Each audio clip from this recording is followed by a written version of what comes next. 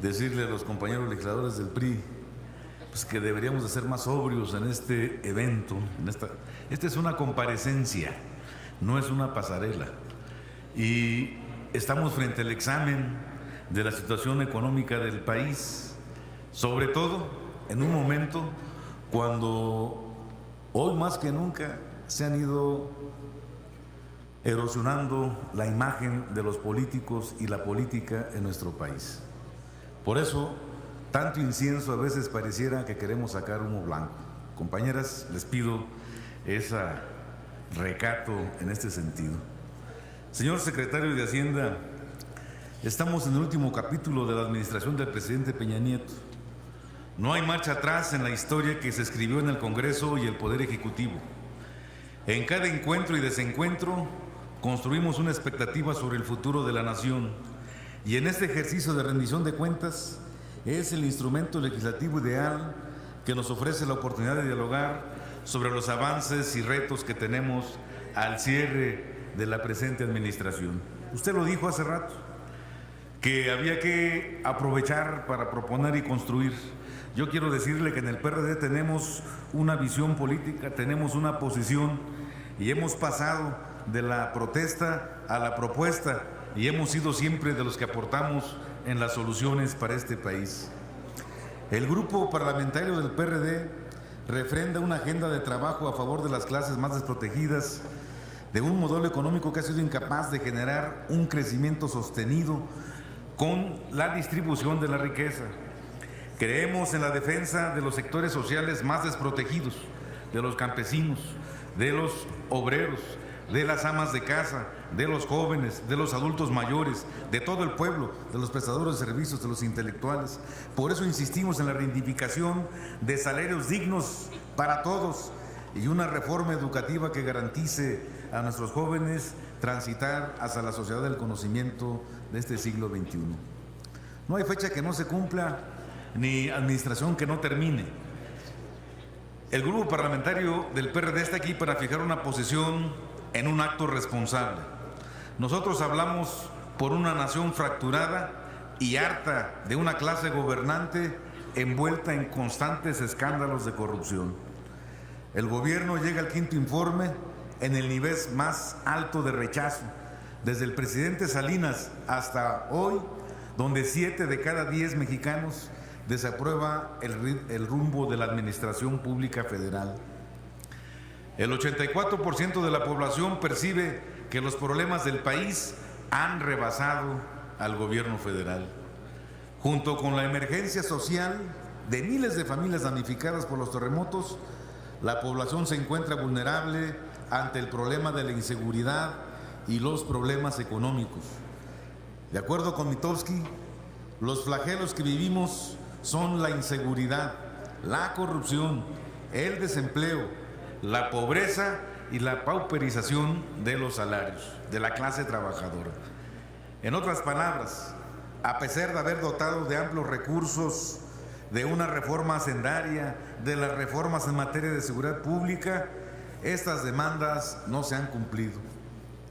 Esta administración ha gozado de los beneficios de la última etapa de los excedentes petroleros, de los remanentes del Banco de México, ingresos excedentes de una reforma fiscal que, ya sea por la vía de impuestos, endeudamiento o recorte a la inversión, contó con amplios márgenes de recursos extraordinarios, sin que a la fecha se reflejen en un crecimiento sostenido de cuando menos el 6% o una reducción contundente de la pobreza extrema. De la pobreza.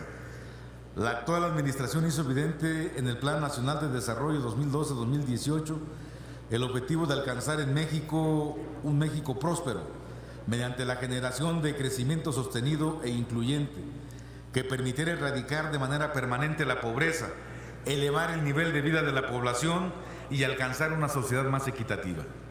Esto no es un tema menor para la economía mexicana. Según los datos más recientes del Coneval, en el país 53.4 millones de personas, es decir, el 43.6% de la población vive en situación de pobreza. La cruzada contra el hambre la perdieron antes de iniciarla, compañeros. No hay resultados. en este sentido que hagan sentir una satisfacción en ese tema, y era uno de los programas insignias de esta administración. El Estado mexicano tiene la obligación de impulsar políticas públicas que disminuyan lo más rápido posible la pobreza. De no hacerlo, se están dilapando recursos públicos en programas de desarrollo económico y asistenciales ineficientes.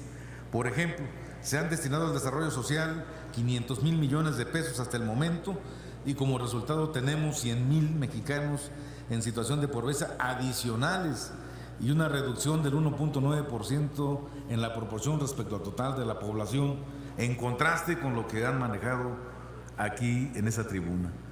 Con los números anteriores y con el crecimiento promedio del 2.2% para la economía mexicana en lo que va de la nación, tardaríamos, como ya se mencionó aquí, cerca de 127 años para terminar con la pobreza.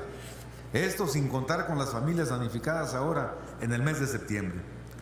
El actual modelo económico está diseñado, quisiéramos pensar, para preservar la pobreza, y esta administración se retira con esta deuda con México y las futuras generaciones. Ha caído el Producto Interno Bruto.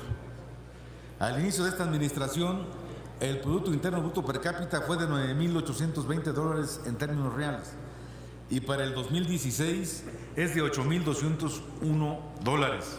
En tan solo 5 años la riqueza promedio de la nación de los mexicanos se redujo en un 16%.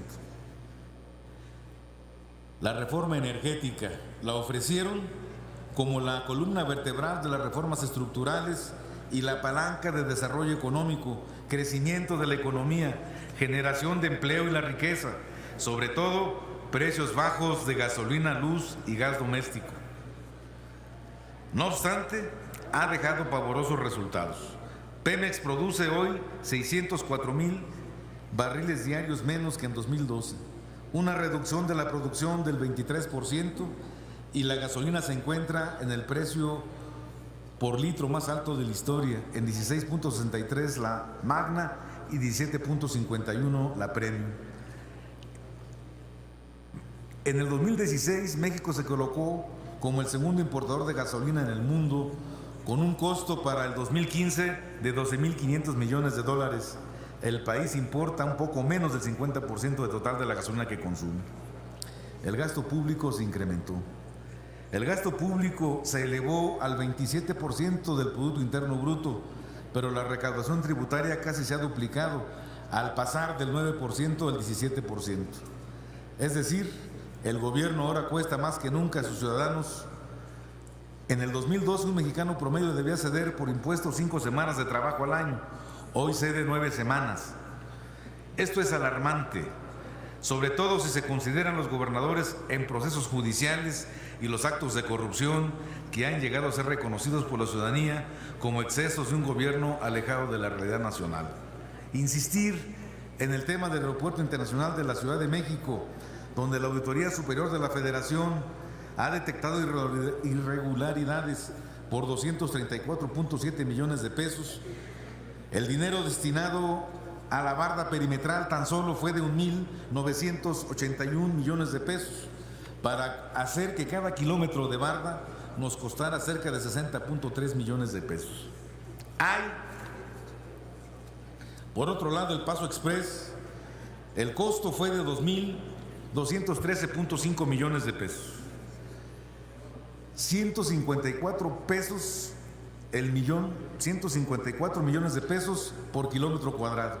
Qué cosa más exagerada tenemos en este sentido. Y sin embargo, de las observaciones que tiene la auditoría, esto habla de que tenemos que enmendar y corregir cosas, porque no se puede tener una ley de obra pública donde no obligue a las empresas a rendir cuentas, como estos dos casos que he mencionado. No hay crecimiento en el sector rural, no crece la producción de alimentos, no hay crecimiento de la población con capacidad de consumir, por lo que no crece el mercado interno. Hoy, frente a esas adversidades que se plantean con la negociación del Tratado de Libre Comercio, tendríamos que buscar fortalecer nuestro mercado nacional. Con estas políticas, los pobres siguen siendo pobres, los ricos son cada vez más ricos y la desigualdad sí se ha incrementado. La concentración de la riqueza ha aumentado. En el campo, 17,000 grandes productores concentran apoyos fiscales con ventajas comerciales, mientras que 4 millones de productores en pequeña escala no tienen opción productiva, por eso emigran, y ellos son los que nos están enviando desde los Estados Unidos las remesas que han estabilizado nuestra economía. La mejor manera, o dijéramos, la única manera de salir de la pobreza es producir riqueza. Si no hay cambios en la política rural para propiciar la producción y el mejoramiento de los ingresos de los productores rurales, no se acabará con la pobreza ni se reducirá la igualdad. Me estoy apurando porque dicen que ya me estoy tardando. El gobierno federal además ha tenido una actitud de detener cualquier investigación e implementación de las disposiciones para combatir la corrupción sobre los hechos que hemos narrado aquí anteriormente. En el Senado de la República están paralizados los temas de mayor relevancia para esta legislatura, como fue el nombramiento del fiscal general, el fiscal anticorrupción, el nombramiento de los magistrados en materia de combate a la corrupción, facultar, que es una iniciativa que presentamos al Senado de la República, para citar a privados a comparecer para que expliquen su participación en temas de interés y donde estén involucrados en casos de corrupción. Y por si fuera menos, hay que hacer la reforma a la ley de obras para combatir los abusos y el enriquecimiento de privados en favor de las altas esferas gubernamentales.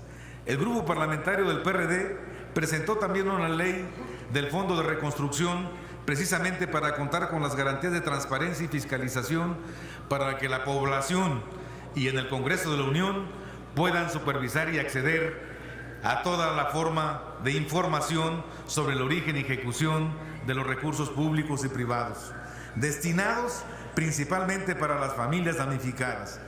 Es necesaria la publicación de un padrón único de damnificados para otorgar certidumbre y transparencia durante el ejercicio de los recursos, tal como se ha propuesto en este Senado de la República.